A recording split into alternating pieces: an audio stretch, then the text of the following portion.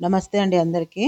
ఈరోజు నేను 3 రకాల కర్రీస్ చేస్తున్నానండి. తోటకూర, అలాగే చిక్కుడుగాయలు, అలాగే బీరకాయతో పాలు పోసి పెసరబ్యాళ్ళు వేసి కమ్మటి 3 రకాల కూరలు చేస్తున్నాను. ఎంత ఈజీ అంటే రుచికి రుచి, టైం కూడా బాగా తొందరగానే చేసుకోవచ్చు. టైం ఎక్కువ పట్టదు. చపాతీకి కానీ వైట్ రైస్కి కానీ టేస్ట్ వేరే లెవెల్గా ఉంటుందండి.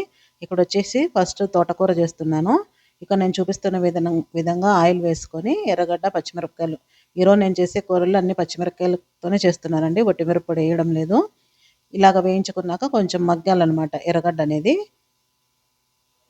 ఇక్కడ నేను కరివేపాకు, ఉప్పు, పసుపు వేసుకొని మగ్గించుకుంటున్నాను. తోటకూర ఒక 6 కట్టలు తీసుకున్నాను, లేతదనమాట.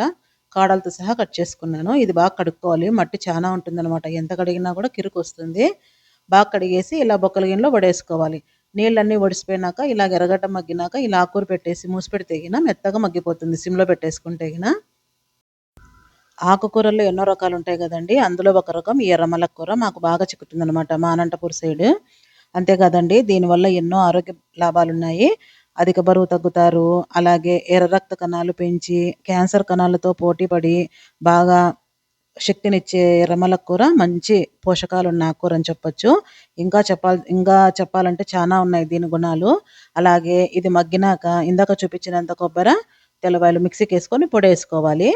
లేదంటే కనుక శనగిత్తనాలు, ఒట్టిమిరప్పొడి, తెల్లవాయ వేసుకొని పొడి కొట్టుకొని వేసుకున్నా కూడా చాలా టేస్ట్ ఉంటుంది. ఇది ఒట్టికైనా తినేయచ్చు, చపాతీలోనే కాదు. అలా వేడివేడిగా ప్లేట్లో పెట్టుకొని తినేస్తే కమ్మగా ఉంటుంది అనమాట. నెక్స్ట్ వచ్చేసి చిక్కుడుకాయ కూర. ఇది కూడా అంతేనండి. ఆయిల్ వేసుకొని ఆవాలు, జీలకర్ర, కరివేపాకు, ఎర్రగడ్డ వేసేసుకొని ఒక టమాటా వేసుకొని మగ్గేటప్పుడు నేను వచ్చేసి చిక్కుడుకాయలు గింజలు ఉండేది తీసుకున్నాను, ఒలిచి పెట్టుకున్నాను అనమాట. నారంతా క్లీన్ చేసేసుకొని ఒక వంకాయ వేసేసుకొని ఇష్టం ఉంటే వేసుకోవచ్చు, లేకుంటే లేదు. నేను ఉందనేసి వేస్తున్నాను, వేసుకోండి, చాలా బాగుంటుంది. ఒకసారి ఇలాగో ట్రై చేయండి. ఇక్కడ వచ్చేసి 100 గ్రాములు అనమాట చిక్కుడుకాయలు ఇలా ఒలిచేసుకున్నాను. ఇలా ఫైబర్ ఉండేవి అప్పుడప్పుడు తింటూ ఉండాలండి. పీచు పదార్థాలు చాలా మంచిది, ఈజీ డైజెషన్ అవుతుంది. అలాగే మలబద్ధకం కూడా తగ్గిస్తుంది అనమాట. ఉప్పు, పసుపు వేసి మగ్గిస్తుండాలి. అలా మగ్గేటప్పుడు ఇక్కడ నేను చూపిస్తున్నంత చెక్క, లవంగాలు, తెల్లగడ్డ పాయలు, అలాగే పచ్చిమిరపకాయ, పచ్చి కొబ్బరి ఉంటే పచ్చి కొబ్బరి, లేదంటే ఒట్టి కొబ్బరి, ఇవంతా మిక్సీకి వేసి పేస్ట్ లాగా చేసుకొని ఇలా మగ్గుతున్న వాటిలోకి వేసేసుకోవాలి. ఇందులోనే కొంచెం నీళ్ళు వేసి దొలిపి వేసుకున్నామంటే కినా సరిపోతుంది, కరెక్ట్ ఉడికిపోతుంది అనమాట.